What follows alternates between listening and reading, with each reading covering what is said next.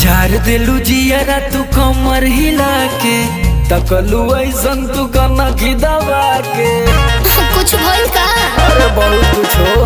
झार दिलू जियरा तू कमर हिला के तकलू ऐसन तू कना की दबा के करौले ने मोने बाबू अंगर के झाके बा अच्छा। खाली अखिया मोरले बानी अभी हौसल बाके बा खाली अखिया मोरले बानी अभी हौसल बाके बा वही बुका हो।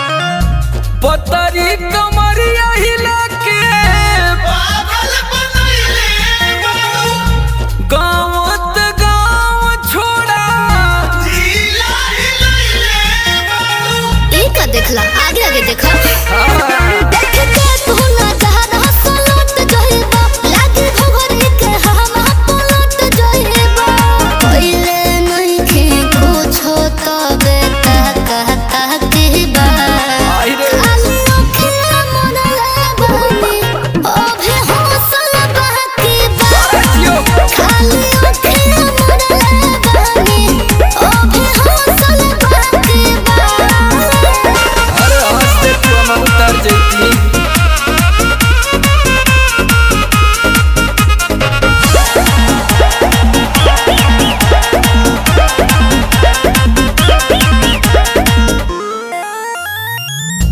नीचे उतर के एक बेर बैठ जाना कोरा रुपया उड़ावा तानी ले जा भर के बोरा अरे ले जाके बैंकवा में जमा के दा। ए दरबार सुना ढोल है बको मोरो जानो तने रंगा बाज हो सो मोरो विकास चंचल ई तोहरेला पहिले खोरा के बा खाली अखिया मोरले बानी अभी हौसल बाके बा खाली अखिया मोरले बानी अभी हौसल बाके बा हाँ तो तू एक पीस बाड़ू।